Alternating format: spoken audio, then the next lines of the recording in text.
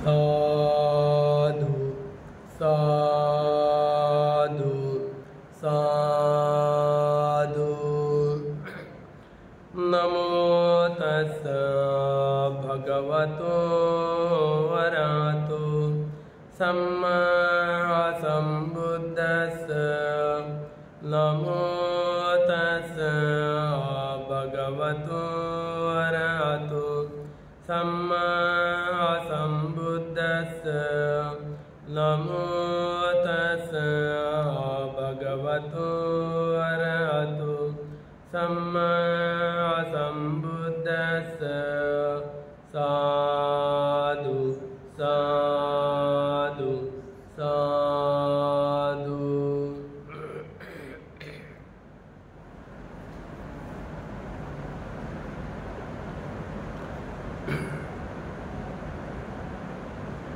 दयेचे आगर, करुणेचे महासागर, विश्वाला शांती देणारे तथागत भगवान बुद्ध, तसेच त्यांचा सुविख्यात असणारा हा सद्धम्म, सद्धम्मावर आरूढ असणारा सदापूजनीय श्रावक संघ, या तीनही रत्नाला माझे त्रिवार वंदन। तसेच माझे गुरुवर्य आचार्य उपाध्याय यांना सुद्धा माझे त्रिवार वंदन। भारतीय घटनेचे शिल्पकार बोधिसत्व डॉक्टर आंबेडकर यांच्या उपकाराची जाण ठेवून सर्वांच्या प्रती मंगल मैत्री।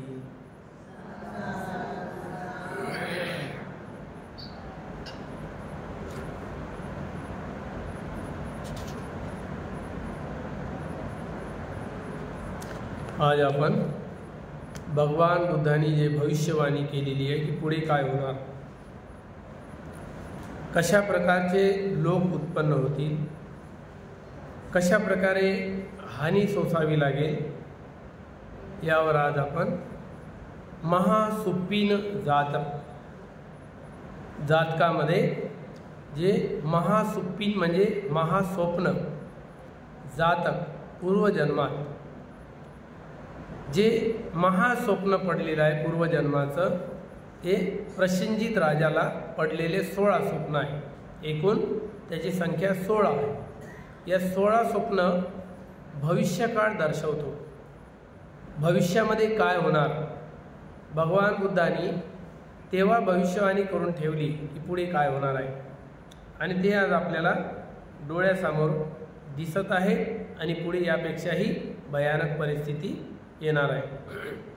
म्हणून भगवान बुद्धांनी केलेली भविष्यवाणी काय आहे, तर आज आपण या भविष्यवाणीचा अभ्यास करूया।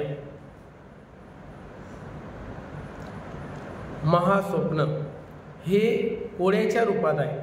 हे जेवढे स्वप्न आहे तेवढेही कोड्याच्या रूपात आहे, परंतु भगवान बुद्धांनी त्याची उकल करून समजावून दिलेली आहे। एकदा भगवान बुद्धांनी जेतवनात विहार करते वेळी 16 महास्वप्नाविषयी सांगितले। एक दिवस कोसल देशाचा राजा कोण होता,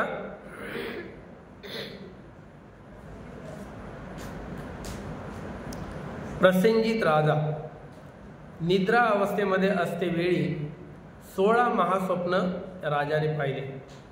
राजाला स्वप्न पडले, 16 स्वप्न पाहिले त्याने गाढ निद्रेमध्ये असताना। त्याने ते 16 महास्वप्न पाहिले त्यावेळी राजा मृत्यूच्या भयाने भयभीत झाला। भयभीत होऊन शयनासनावरच झोपण्याच्या आसनावर रात्र बसून काढली। सुरुवातीला त्याला स्वप्न पडले, ते 12 वाजेपर्यंत झोपला असेल। 12 वाजता त्याला स्वप्न पडले रात्रीच्या गाढ झोपेमध्ये। तेव्हापासून पूर्ण दिवस निघेपर्यंत तो झोपला नाही। चिंतातूर झाला की काहीतरी संकट आहे, या स्वप्नाचा अंदाज काही कळत नाही आहे, हे स्वप्न मला कोणत्या ना कोणत्या प्रकारे हानी पोहोचवणारे आहे, असा समजून त्याने आपल्या अंतरुणावरच रात्र काढली। सकाळ झाल्यावर ब्राह्मण पुरोहिताने राजाला विचारले, महाराज सुखाने झोप तर झाली ना? राजाने 16 स्वप्नाविषयी सांगितले। त्या ब्राह्मणाला, पुरोहिताला राजाने जे 16 स्वप्न पडले त्याविषयी सांगितले। नंतर ब्राह्मणाने आपलेच दोन्ही हात एकाला घासले आणि चोळले, दोन्ही हात हातात हात घेऊन चोळले। राजाने विचारले, आपण हात का चोळत आहात, हाताला हात का घासत आहात? ब्राह्मण म्हणाला, महाराज स्वप्न चांगले नाही आहे, हे जे तुम्ही स्वप्न बघितले हे स्वप्न चांगले नाही आहे। राज्य संकट, जीवन संकट तसेच भोग्य संपत्ती संकट या 3 संकटापैकी कोणतेही एक होऊ शकते। तो पुरोहित म्हणाला, ब्राह्मण।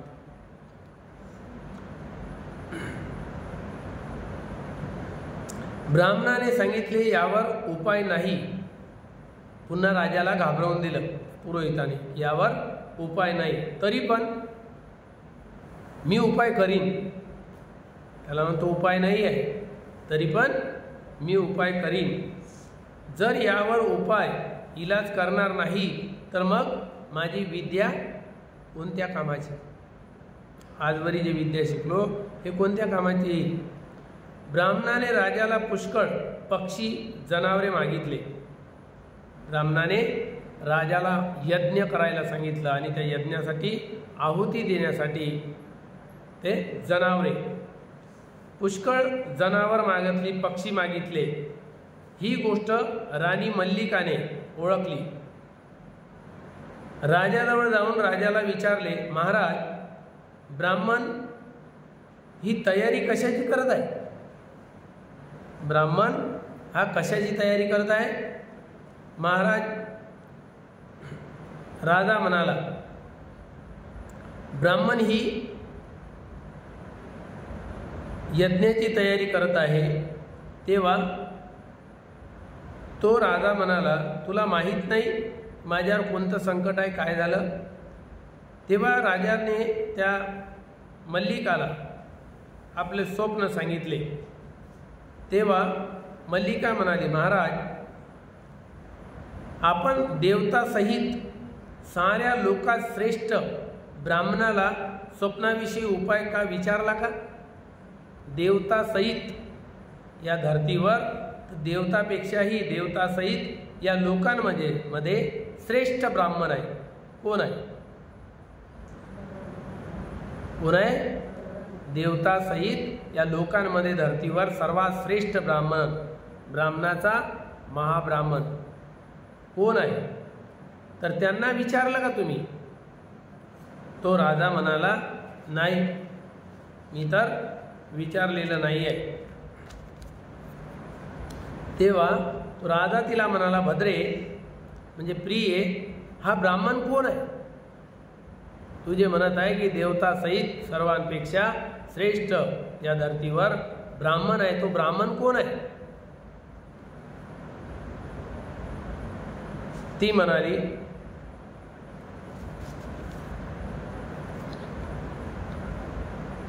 देवतासहित साऱ्या लोकांमध्ये उत्तम पुरुष, विकारमुक्त महाब्रह्माला तुम्ही जाणत नाही। महाब्राह्मणाला तुम्ही जाणत नाही, विकारमुक्त आहे, या धर्तीवर उत्तम पुरुष आहे, आणि त्या ब्राह्मणाला तुम्ही जाणत नाही। महाराज जा तुम्ही, ते भगवान स्वप्नाला जाणतात। भगवान बुद्ध महाब्राह्मण आहे, सर्व ब्राह्मणापेक्षा श्रेष्ठ ते जाणकार आहे, देवतासहित साऱ्या लोकांना जाणतात, सत्पुरुष आहे। अशांना तुम्ही स्वप्नाबद्दल विचारा, जाऊन त्यांना विचारा। राजा प्रसन्नजित बुद्धाकडे गेला। बुद्धाने राजाला विचारले, काय महाराज, आज सकाळी सकाळी कसं काय येणं केलं? राजा म्हणाला, भगवान मी आजच 16 स्वप्नाला पाहून भयभीत होऊन ब्राह्मणाला विचारले। मी आजच 16 स्वप्न बघितले, त्यामुळे मी भयभीत झालो आणि ब्राह्मणाला विचारले। त्यांनी सांगितले की स्वप्न अशुभ आहे, शुभ नाही आहे, त्यावर उपाय नाही आहे, पण मी करीन।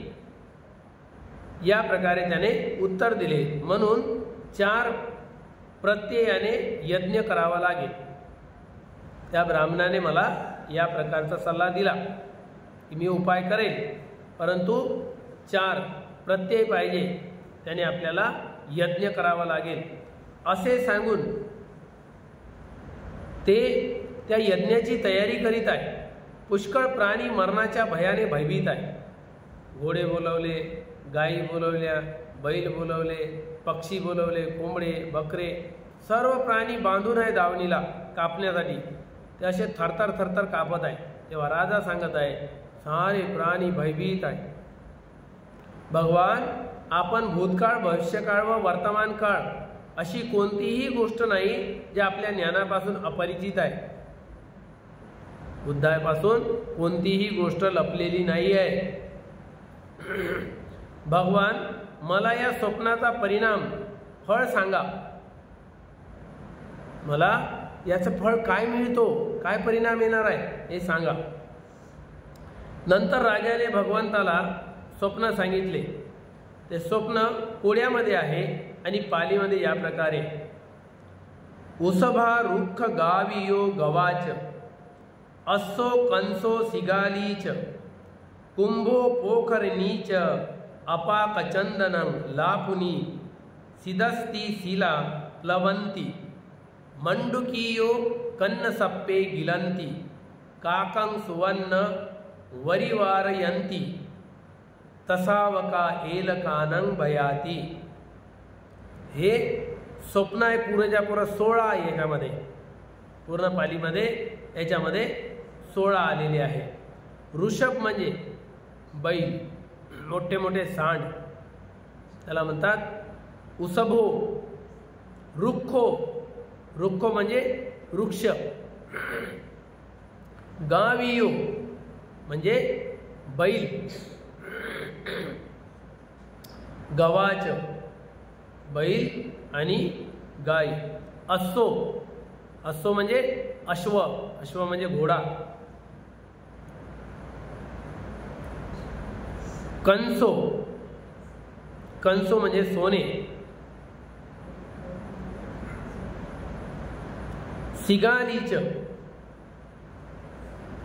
सिगाली म्हणजे कोल्हे.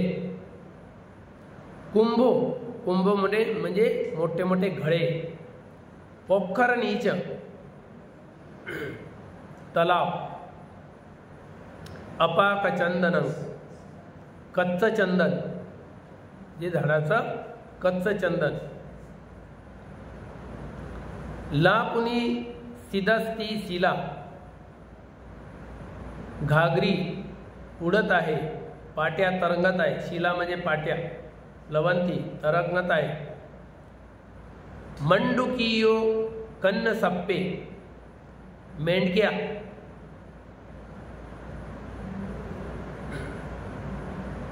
कन्नसप्पे गिलंती, मेंढक्या काळ्या काळ्या सापाला गिळत आहे. मेंढके काळ्या काळ्या सापाला गिळत आहे.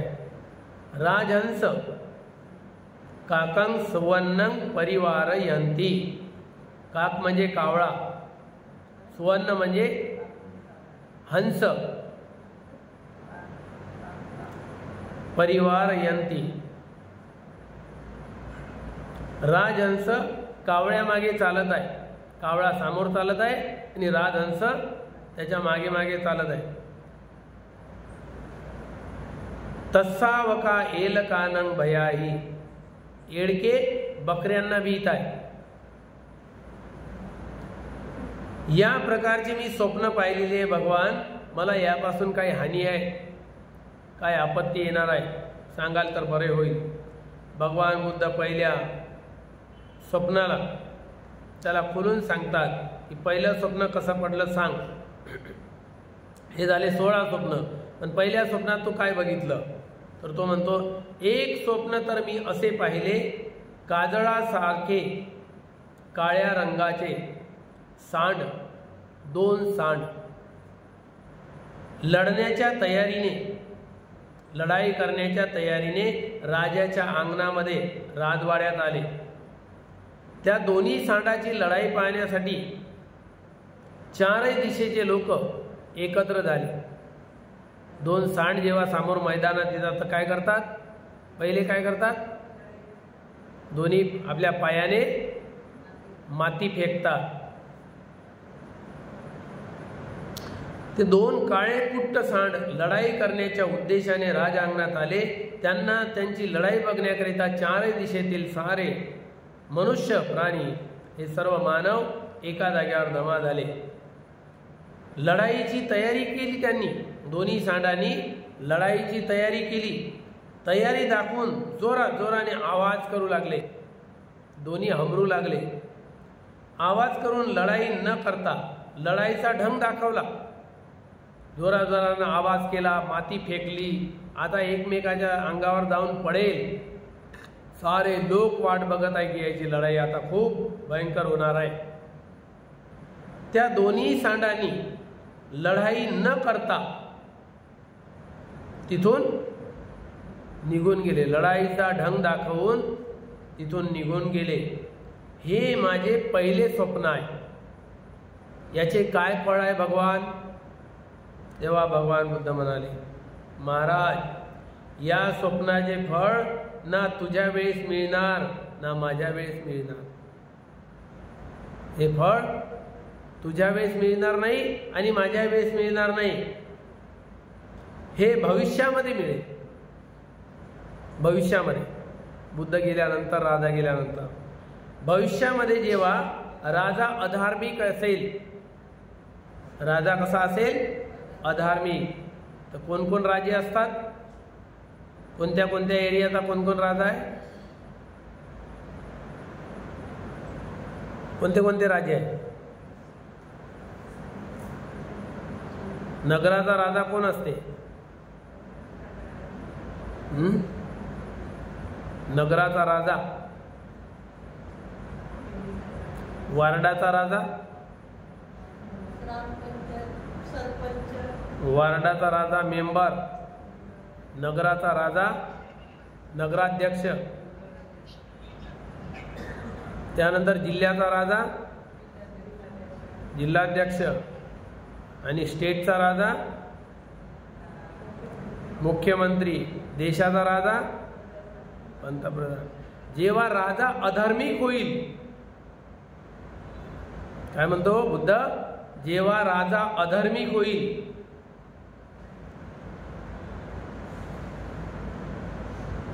त्यावेळेस त्याला मानणारे लोक कसे राहतील?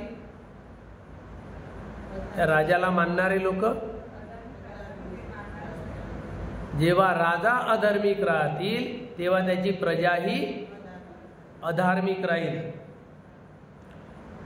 त्यावेळेस लोकांमध्ये बदल पडल्यावर, धम्म आचरणात घट झाल्यावर, आता काय झालेली आहे? किती लोक धम्म आचरण करत आहे? दिसते का कोणाला गरज आहे का धम्माची? का? कारण लुटारू राजा, दारोड्या राजा, दुसऱ्याचे हक मारून खाणारा, लुटारू लोकांना पोसणारा, गुंडागर्दीना पोसणारा, अशा तऱ्हेचे लोक तयार झाल्यामुळे राजा अधार्मिक, त्याची प्रजाही अधार्मिक, आणि म्हणून लोकांमध्ये बदल पडला. कोणालाही धर्माची आवश्यकता नाही. म्हणून लोकांमध्ये बदल पडल्यावर, धम्म आचरणात घट झाल्यावर, झाली ना घट. कोण आचरण करते? कोणाला घेणे देणे आहे? धर्म ऐकायचा नाही तर आचरणात काय आणणार? झिरो. धर्म आचरणात घट झाल्यावर, अधर्मात वाढ झाल्यावर, कशाची वाढ झाली? धर्मच नाही आहे त्याच्या घरामध्ये, मायमध्ये, बापामध्ये, पोरामध्ये धर्मच नाही आहे घरात, तर कशात वाढ झाली? मग अधर्मात. खाओ पिओ मौज करो. हा मार्ग कोणता आहे? हीन मार्ग आहे, नीच मार्ग आहे. या नीच मार्गाचा अवलंब समाजानं करणं सुरू केलेलं आहे. आणि बुद्धानं पहिले सांगितलं होतं, द्वे मे अंता पब्बजितेन नसेवी तब्बंग. दोन टोकाला कधीही जाऊ नये, दोन टोकाचं अनुकरण करू नये. पहिलं टोक कोणतं आहे? खा प्या आणि मजा करा हे टोक कधीही आचरणात आणायचं नाही, याचा अवलंब करायचा नाही. दुसरा आहे शरीराला रंजवा, जिंजवा, गांजवा, तडा द्या, व्रत करा, वैकल्य करा, उपास तापास करा, या देवाच्या नावाने त्या देवाच्या नावाने. आणि खूप चप्पलही घालू नका, उपाशी राहा, पाणीही पिऊ नका. हे टोक कसं आहे? दोन्हीही हीन नीच टोक आहे. ह्या दोन्हीही टोकाला सोडायला सांगितलं बुद्धानं. मग कोणत्या रस्त्यानं जा म्हणे?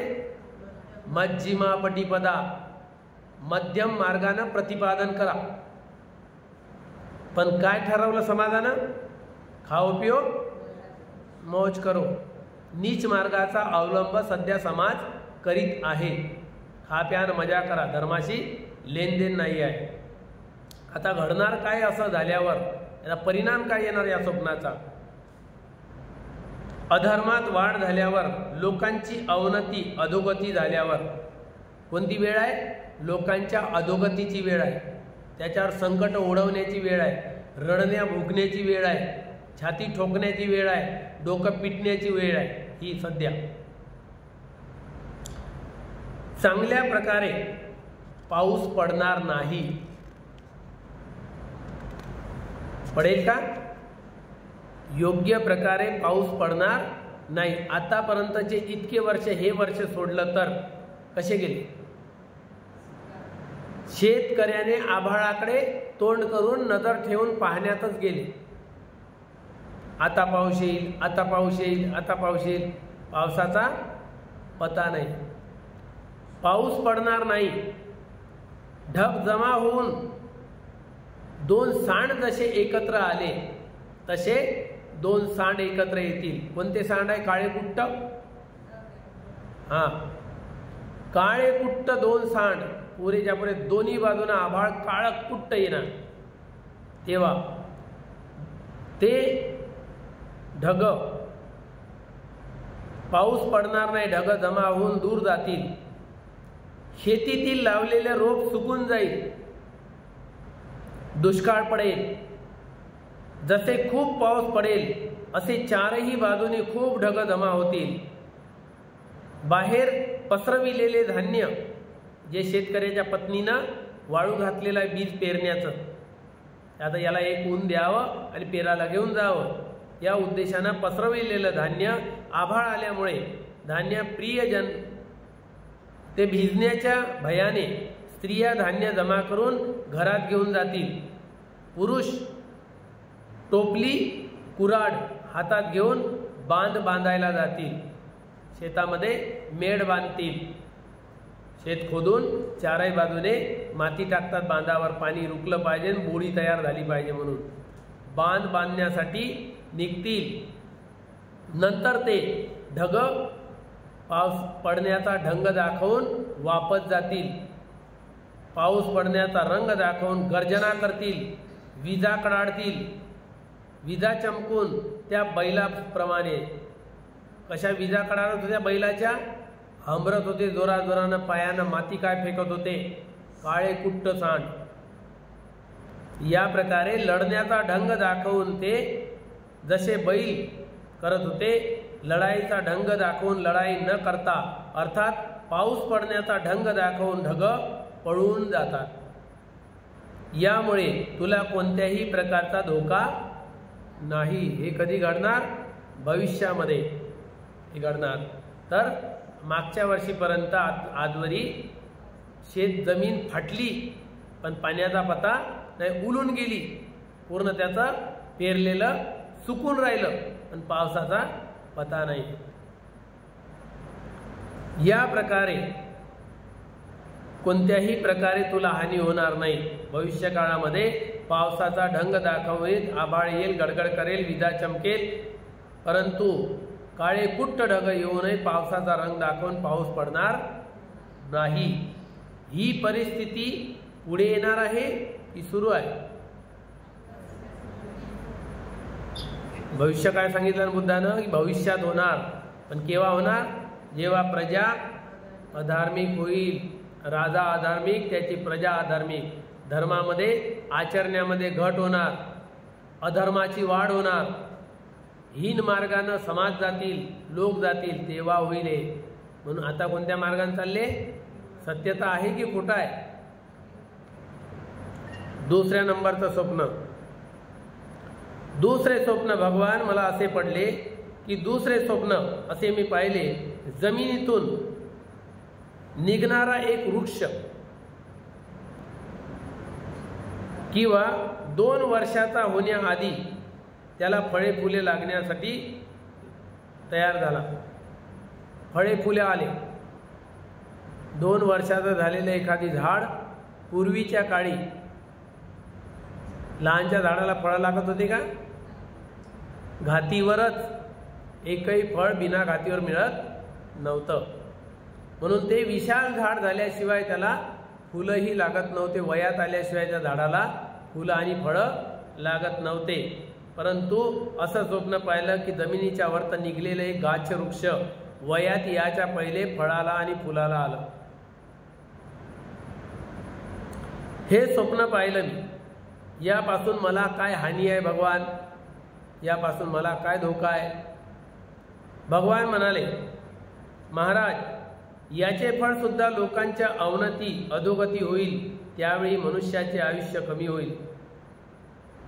जेव्हा मनुष्य राजा अधार्मिक आणि त्याच्या प्रजा अधार्मिक राहील, धर्माचं आचरण करणं सोडून देतील, अधर्मामध्ये वाढ होईल, त्यावेळेस हे होणार आहे. काय होणार?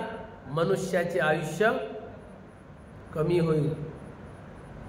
तर भगवान बुद्धांनी जे सांगितलेलं आहे, शेवटी आयुष्य, म्हातारपणाचं आयुष्य आहे 20 वर्ष. म्हातारा माणूस हळूहळू 20 वर्षापर्यंत 9 वर्षाची मुलगी आई बनेल. हाईट 4 फूट राहणार, याच्यावर वाढणार नाही मनुष्य. मनुष्याचे आयुष्य कमी होईल तेव्हा भविष्यामध्ये प्राणी रागिष्ट राहील. आता कसे आहे मनुष्य? थोड्याशा गोष्टीला क्रोध येतो की नाही?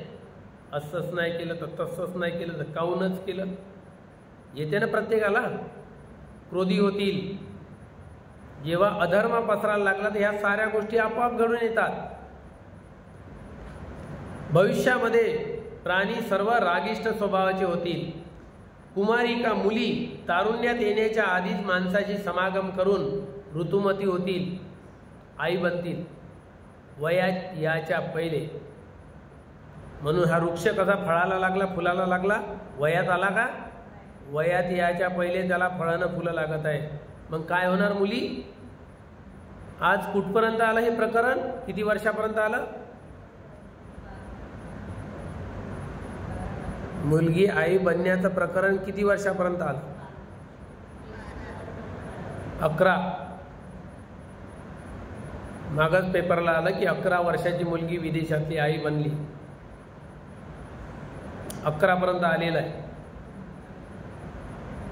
9 वर्षाच्या खाली नंतर 7 वर्षापर्यंत येणार आहे.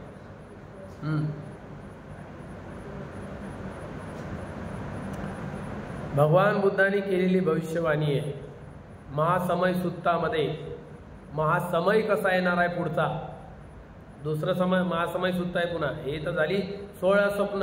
ही भविष्यवाणी केलेली प्रसेनजित राजाला पडलेल्या 16 स्वप्नाची उकल केली बुद्धानं. त्याच्यानंतर दुसरं आहे महासमय सुत्त, की समय कसा येणार आहे पुढे, त्याच्यामध्ये आहे.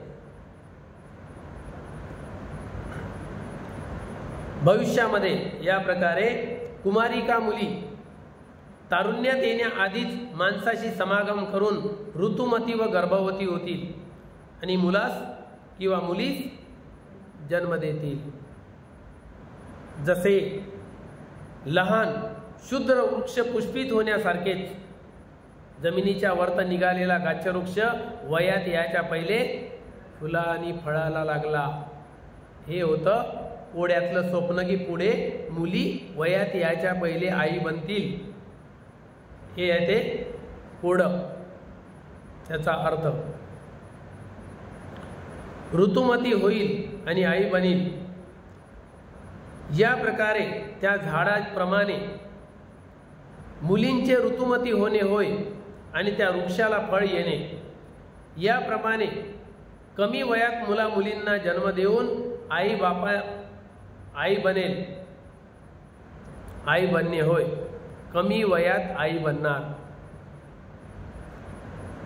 हे राजा, यापासून सुद्धा तुला कोणत्याही प्रकारची हानी किंवा संकट नाही, तुला काही फरक नाही, ना तुझ्या काळात येणार ही परिस्थिती, ना माझ्या काळात येणार, भविष्यात येणार। जेव्हा लोक अधार्मिक होतील, धर्माच्या मार्गाने चालणं सोडून देतील आणि अधर्मात वाढ होईल, धर्मात घट होईल, त्यावेळेस होणार आहे। नंबर 3, तिसऱ्या नंबरचं स्वप्न राजा सांगतो भगवान बुद्धाला, एक स्वप्न तर मी असे बघितले की ज्या दिवशी जन्माला आलेले बछडे म्हणजे गाईचं वासरू ज्या दिवशी जन्मलं, त्या पिल्लू त्या पिल्ल्याचे दूध गाई पिताना पाहिले। कसं पाहिलं स्वप्न? आता जे पिल्लू जन्मलेलं आहे गाईचं, त्या पिल्ल्याचं दूध गाय पेत आहे, हे स्वप्न पाहिलं मी। भगवान, यापासून मला काही हानी आहे, माझ्यावर काही संकट आहे? हे माझे तिसरे स्वप्न आहे। काय फळ आहे भगवान याचं? भगवान बुद्ध म्हणाले, हे महाराज, हे राजा, भविष्यामध्ये मनुष्य जेव्हा मोठ्यांचा आदर करणं सोडून देतील, भविष्यामध्ये गुरुजनाचा, मायबापाचा, सासू सासऱ्याचा, म्हाताऱ्या लोकांचा, वडीलधाऱ्याचा, भावाबंधाचा जेव्हा आदर करणं सोडून देतील, आरे कारे तुरेवर येतील, तू काय शिकवतं मला, तू काय सांगतो, कुठून आला, केव्हाचा झाला, माहीतच आहे कसा आहे, तर या भाषेवर येतील, तेव्हा काय होईल? जेव्हा मोठ्यांचा आदर सत्कार करणे सोडून देतील, तेव्हा असे होईल। भविष्यामध्ये शासन म्हणजे सरकार चालविणारे अधार्मिक होतील, जे सरकार चालवणारे आहे ते अधार्मिक होतील, प्रजा लोक सुद्धा अधार्मिक होईल, धार्मिक राहणार नाही। त्यांना त्यांची धार्मिकता कुठे राहणार? मनोरंजन, नाच गाणे, तमाशे, याच्यामध्ये धर्म राहणार त्यांचा। अधार्मिक होतील तेव्हा लोक आपल्या आईवडिलांच्या तसेच सासू सासऱ्यांच्या प्रती निर्लज्ज होतील, त्या लाजा बाळगणार नाही, आपल्या आईवडिलाचाही सन्मान करणार नाही आणि सासू सासऱ्याची सेवाही करणार नाही आणि सन्मानही करणार नाही, निर्लज्ज होतील, लाजा ठेवणार नाही, असे निर्लज्ज होतील। निर्लज्ज होऊन आपण स्वतःच कुटुंबाचे पालन करतील। सासू सासऱ्याच्या हातात संसाराची दोर असते घरातली, काय आहे ते? बुजुर्ग आहे, अनुभवी आहे, मोठे आहे, म्हणून त्यांच्या हातात आणि त्यांना अनुभव असल्यामुळे संसार कसा चालवायचा, परिवाराचं पालन पोषण कसं करायचं, त्यांना मार्ग जास्तीत जास्त माहिती असल्यामुळे त्यांच्या हातात सारा पैसा असतो, चालवण्याचं सूत्र त्यांना माहिती आहे, कुठे किती खर्च करायचा, ते सोडून देतील, त्यांच्या हातातला पैसा पुरा घेऊन घेतील, त्यांचे अधिकार घेतील, त्यांना एका कोपऱ्यात बसवतील, चुपचाप बसा, तुम्हाला काही समजत नाही, आमचं आम्ही पाहून घेईन, पैसा आमचा आहे, आम्ही खर्च करीन।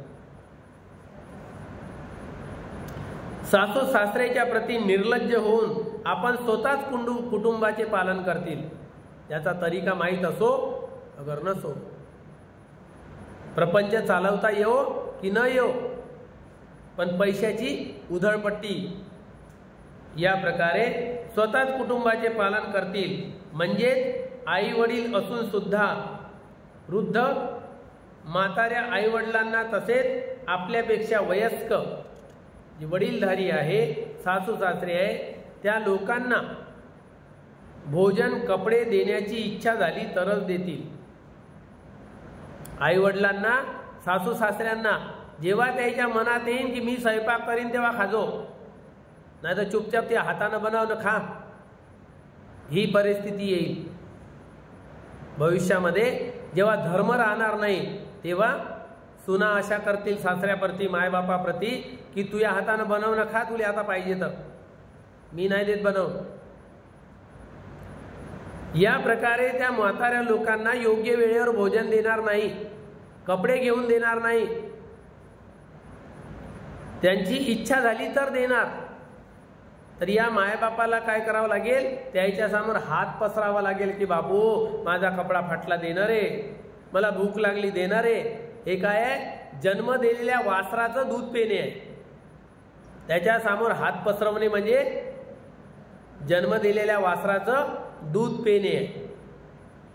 हात पसरावा लागत आहे. आजवरी त्याचं लालन पालन केलं, काबाड कष्ट केलं, त्याला लहानाचं मोठं केलं, लायक बनवलं. आता तो विसरला, त्याची पत्नी विसरली की यांचे उपकार आहे माझ्या सासू सासऱ्याचे अनंत, म्हणून असा नवरा भेटला, हे विसरणार. आणि म्हणून त्यांना भोजन सुद्धा देणार नाही, तुझ्या हातानं पकवणं खा. कपडे सुद्धा धुणार नाही, तू धुय. त्यांच्या हातानं होणारही नाही, हात खलखल हलणार, मान हलणार, शरीर काम नाही करणार, तरी तुझे कपडे तू धुय. कपडा फाटला मागितला देईन, आता सध्या पैसे नाही आहे नंतर देईन, या प्रकारे करतील. लोकांना भोजन कपडे, त्या वडीलधाऱ्या लोकांना भोजन कपडे देण्याची इच्छा झाली तर देतील, अन्यथा देण्याची इच्छा नाही झाली तर देणारही नाही. आमच्याकडे काहीच नाही म्हणून आमच्या पोरा बारायला लागते म्हणतील. वृद्ध म्हातारे लोक आणि पराश्रित होऊन राहतील. आता हे म्हातारे आई वडील काय करतील, त्याच्या भरोशावर आहे, पराश्रित आहे. स्वतःचा धन दौलत सारं पोराच्या नावी करून दिलं, सर्व पोराबाराला देऊन टाकलं, नोकरीवर लावून टाकलं, सारा धन दौलतीचा पैसा एक जवळ नाही ठेवला म्हातारपणासाठी. आणि आता त्याची हयगय चालू आहे. म्हणजे पोराच्या आणि सुनेच्या भरोशावर ते काय झाले, पराश्रित झाले. स्वावलंबी नाही आहे, आता ते दुसऱ्यावर आश्रित आहे. पराश्रित होऊन ते मुलांना संतुष्ट ठेवून ते उलट फाटक्या तुटक्या कपड्याने आणि उपाशी पोटाने राहतील आणि मुलांना म्हणतील की सुखानं राह, तू सुखानं जा, राहू दे, आमचं झालंच आहे, असं म्हणून ते संतुष्ट राहतील. मुलाबाळांना संतुष्ट ठेवून ते जिवंत राहतील. याप्रमाणे ज्या दिवशी उत्पन्न होणाऱ्या पिल्याचे दूध पिताना त्या गाईला पाहिलं तर या जन्म देणेला बछडा हे काहीच मायबापाचं करून नाही राहिलं. त्याच्यासमोर हात फैलावा लागत आहे, दे रे, याला म्हणतात दूध पिणे. जन्म दिलेल्या बछड्याचं दूध पिणे म्हणतात की देणारे बापू थोडीशी पोळी असेल तर, देणारे बापू भाकर, देणारे बापू थोडासा कपडा. मागणी करावं लागते तरी तो बहाणे बनवते की आता नाही आहे, जेव्हा होईन तेव्हा देईल.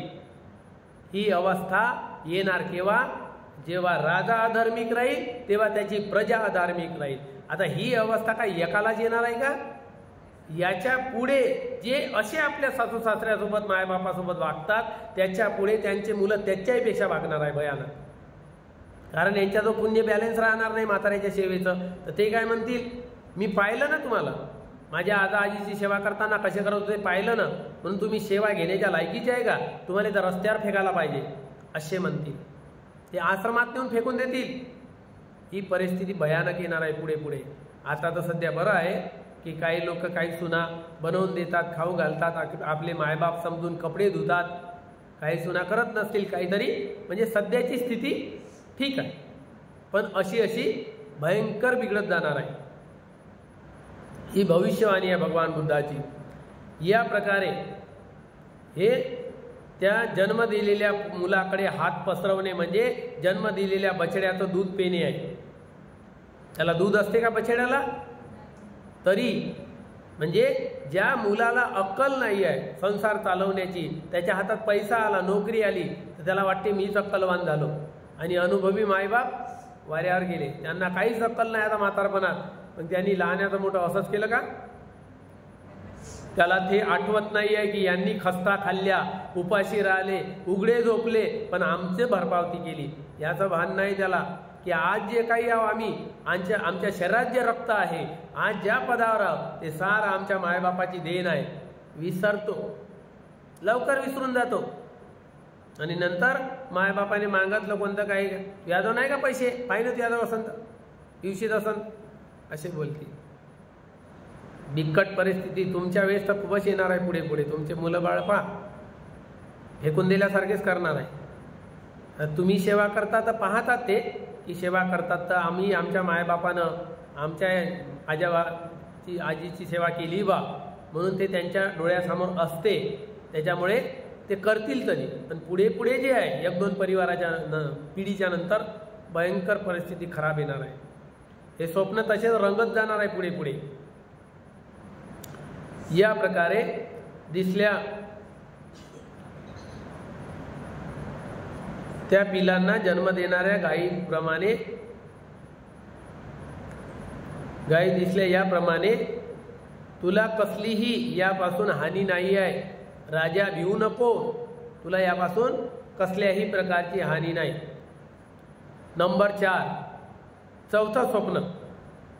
चौथे स्वप्न असे पाहिले की बनते भगवान भार उचलणारे आणि वाहून नेण्याचे सामर्थ्य असणाऱ्या महाबैलांना चालत असलेल्या परंपरेनुसार न जुंपता तरुण बछड्यांना बैलबंडीला जुंपल्या जाईल।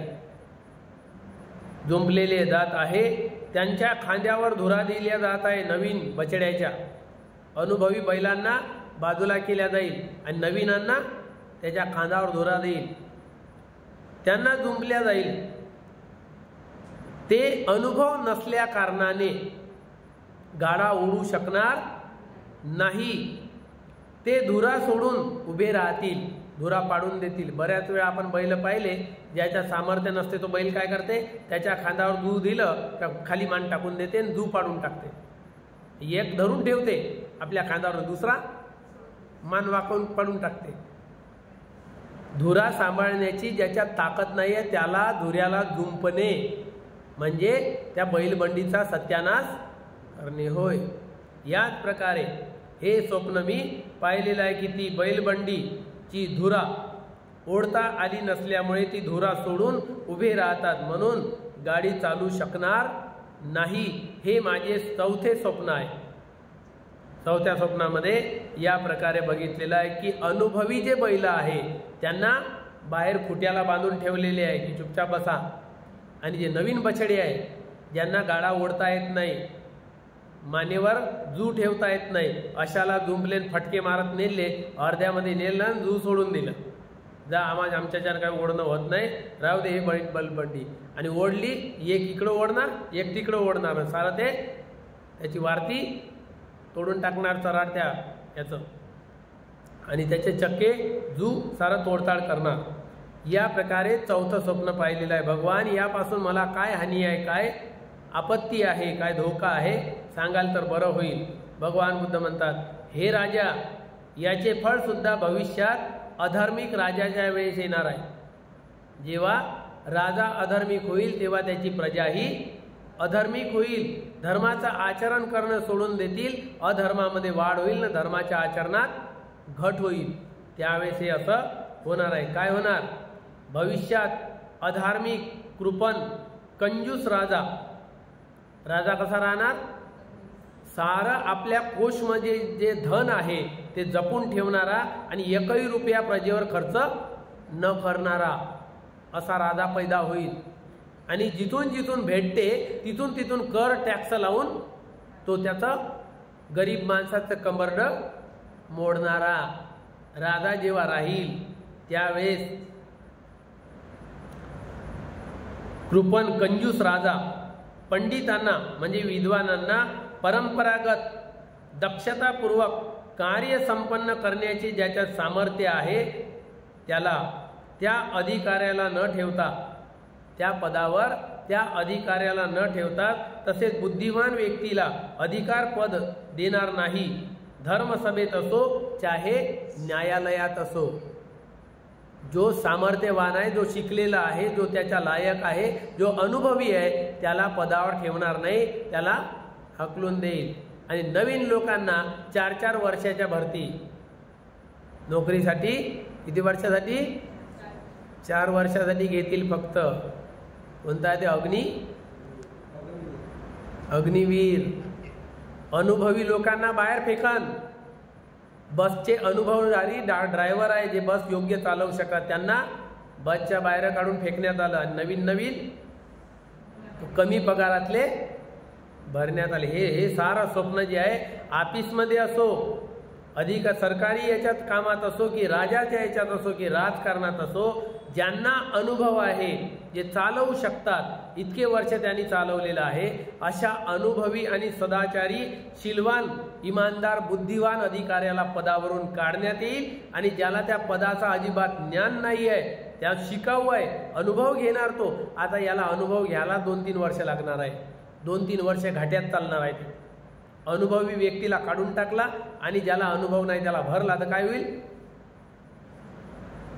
त्याला ते शिकतपर्यंत 2-3 वर्ष घाट्यात चालणार आहे. अनुभवी व्यक्तीच्या हाताखाली जर नवीन व्यक्ती दिला तर काय होईल? परफेक्ट होईल. पण तसं नाही करत आहे. अनुभवी लोकांनाच बाहेर काढून फेकत आहे आणि नवीन बछड्यांना जागा देत आहे. ज्यांना अनुभव नाही तो काय करेल? गाडा ओढता नाही आला तर थोड्याशा दूर नेणार आणि तो गाडा पटकून देणार. तर म्हणून या प्रकारे काम करताना याला जाणकारी राहणार नाही की कसं करायचं, कसं बनवायचं, याचा मथळा काय आहे, याची जाणकारी राहणार नाही. तेव्हा धर्मसभेत असो की न्यायालयात असो, पंडित जे आहे, विद्वान लोक आहे, कर्तव्य दक्ष गुरु, धर्माच्या क्षेत्रात सुद्धा हेच होणार आहे की अधार्मिक भिक्षू असेल, धार्मिक नसेल, शीलवान नसेल, त्याला महत्त्व दिल्या नाही, सभेचा अध्यक्ष बनवल्या जाणार नाही. जो मारामारा करणारा आहे, झगडे करणारा आहे, त्याला पहिलं पद मिळणार. काऊन? हा सर्वाला दाबू शकते, आली वेळ तर ठोकू शकते, शिदा करू शकते, असं म्हणून अधार्मिक आणि दुःशीलाला धर्मसभेत सुद्धा महत्त्व दिल्या जाईल. राजाच्या याच्यात असो, सरकारी याच्यात असो की धर्माच्या क्षेत्रात असो, अधार्मिक जर असेल, आचार्य असो किंवा तो कोणत्या वरच्या पदार्थ असो, अधार्मिक व्यक्तीला, दुराचारी व्यक्तीला महत्त्व दिल्या जाईल. म्हणून भिक्खू संघात सुद्धा अधार्मिक जो मारामाऱ्या करणारा आहे त्याला पहिलं पद दिल्या जाईल. मारठोकी करणाऱ्याला, तलवार काढणाऱ्याला, दंडा काढणाऱ्याला पहिलं पद. हे असं धर्माच्या क्षेत्रात सुद्धा तेच होणार आहे. राजाच्या क्षेत्रात असो, चाहे कोणत्या सरकारी याच्यामध्ये, कोणत्या प्रायव्हेट याच्यात असो, कोणत्याही या क्षेत्रामध्ये तेच. विद्वान, कर्तव्य दक्ष, शीलवान जर गुरु असेल, तो आचार्य असेल, त्याला ठेवणार नाही, त्याला पद देणार नाही. अध्यक्षाचं, सेक्रेटऱ्याचं, संघनायकाचं, संघानुशासकाचं त्याला पद देणार नाही. अधार्मिक लोकांना भरती केल्या जाईल. जो मारधोड करणार आहे, ठोकपीट करणार आहे, त्याला पद दिल्या जाईल. तो मनमानी करणार, तो सर्व भिक्षू माझ्या ताब्यात राहिले पाहिजे, सर्व भिक्षूंना माझंच ऐकलं पाहिजे, माझ्या कहण्याच्या बाहेर नाही गेले पाहिजे, म्हणून तो आपली चौकडी बनवणार 4-5 लोकांची आणि जो विनयधारी आहे, शीलधारी आहे, त्याच्यावर दबाव टाकणार. आणि नाही ऐकलं तर त्याचा जर शिलाचा पगडा भारी पडला तर लोकांना बिघडवणार. हा शीलवान नाही आहे, खराब आहे, याला, ज्याला तुम्ही मानत आहे ना, ज्याला सन्मान करत आहे, तो खराब आहे म्हणून लोकांपर्यंत प्रसिद्धी करणार त्याच्या दुराचाराची, दुराचारी आहे म्हणून त्याची निंदा पसरवेल आणि त्याला मजबूर करून घर सोडून, गाव सोडून, विहार सोडून जंगलात जाण्यासाठी मजबूर करणार. कोण? दुराचारी भिक्षू. या प्रकारे या ठिकाणी राजकार्य योग्य की अयोग्य याची बराबर जाणकारी नसल्यामुळे तो यश संपादन करू शकणार नाही. नवीन व्यक्तीला राजपाट चालवताच येणार नाही तर काय करेल? त्याची वाट पाहिल. जो जुना होता त्याची, आता जुन्याला तर हाकललं, कोणाला विचारणार? मग काम बिघडवून टाकणार राजाचं. तसेच राज्य कार्य कारभार न कळल्यामुळे, न केल्यामुळे, पार न पाडल्यामुळे, आपले कर्तव्य योग्य प्रकारे न करू शकल्यामुळे, ते त्या कार्यात अपात्र ठरल्यामुळे त्या कार्याला सोडून देतील. स्वतःच नोकऱ्या सोडून देतील. जवान लोक, त्यांना 8 घंट्याची ड्युटी 12 घंट्यावर, 12ची 14 घंट्यावर होणार. तेव्हा कामाचा बोजा वाढला आणि काम, जुने लोकांचे काम नवीन लोकाला दिल्या जाईल आणि नवीन लोकाला अनुभव नसल्यामुळे तो काम आपोआप नोकरी सोडून चालला जाईल. मग त्याचा परिवार रस्त्यावर येईल. ज्या नोकरीच्या बळावर त्यानं लोन घेतलं होतं किंवा घरचे सारं फर्निचर हे ते मटेरियल भरलं, ते त्याला वाटलं की कमवून टाकील, पण मजबूर झाला, त्याला ते सोडावं लागलं आणि कर्जामध्ये बुडून आत्महत्या करण्याची वेळ येणार. या प्रकारे तो सोडून देणार. विद्वान ज्ञानी यश न मिळाल्यामुळे, विद्वान ज्ञानी लोकाला न विचारल्यामुळे, आपल्याला महत्त्व न दिल्यामुळे ते आदर सन्मान न मिळाल्यामुळे कार्यपार पाडण्याची क्षमता असून सुद्धा, सामर्थ्यवान असून सुद्धा विचार करून म्हणतील आम्हाला याचे काय। आता ते विचारायला जातील, सांगा ना हो कसं करायचं। ते म्हणतील आम्हाला काय घेणे देणे नाही याचं, आमचे पद खाली केलेले आहे, आता आम्ही तुम्हाला काय ज्ञान देऊ, आम्हाला बाहेर काढण्यात आलं, तुम्हाला बाहेरून काय शिकवू, आम्ही काहीच करू शकत नाही, तुम्हीच करत बसा काय करायचं आहे ते, असं म्हणतील। आम्हाला याचे काही देणे घेणे नाही, कारण आम्ही तर परके झालो ना, तुमच्या कंपनीशी, तुमच्या या कार्यालयाशी परके झालो, आम्हाला बाहेर काढण्यात आलेलं आहे, त्या पदावरून हटवून देण्यात आलं, तर आम्ही तुम्हाला मार्गदर्शन का करू, अनुभवी लोक म्हणतील। आता तर तरुण मुले जावोत आणि त्यांच्यावर हे काम सोपविले ते पाहत बसतील। तरुण मुले जाणे आणि तुमचं काम जाणे, आम्हाला काही करायचं नाही असे पुराणे लोक, अनुभवी लोक म्हणतील। त्यांचं काम त्यांनीच करावे, त्यांना जे काम पडेल ते आम्ही करणार नाही, तुम्हाला आमच्याकडे काम पडलं तर आम्ही तुम्हाला सांगणारही नाही आणि तुम्हाला मदतही करणार नाही। त्यामुळे सर्व बाजूनी राजाचे अहित म्हणजे हानी होणार, देशाची हानी होणार, कारण हे नवशिक्के आहे, यांना काहीच जमत नाही आणि त्या पदावर ठेवण्यात आले, म्हणून ते कामही काढणार नाही पाहिजे तेवढं आणि कामही योग्य बराबर करणार नाही, म्हणून ते देशाची हानीच होईल। अशा प्रकारे धुरा ओढण्यास असमर्थ असणाऱ्यांना वासरांना जुंपले, धुरा ओढण्यास असमर्थ असणाऱ्या त्या गोऱ्यांना, लहान लहान गोऱ्यांना, वासरांना जुंपलेल्या,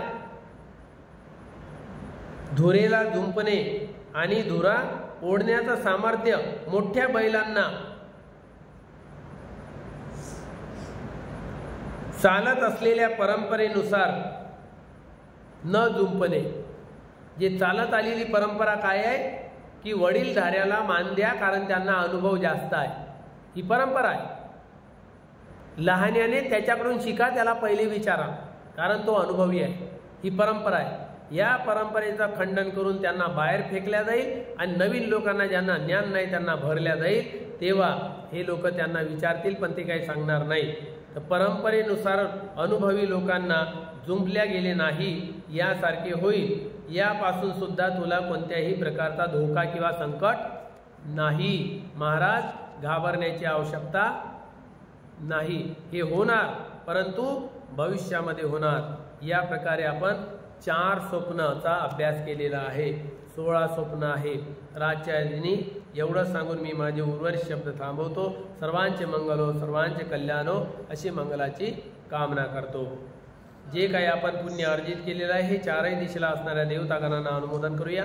या पुण्यकर्माच्या बलाने 4ही दिशेतील देवतांना श्रद्धाशील श्रुत त्याग प्रज्ञा प्राप्त हो, बुद्धाच्या शासनामध्ये उत्तम 4 आर्य सत्य साक्षात करण्याचे भाग्य मिळो।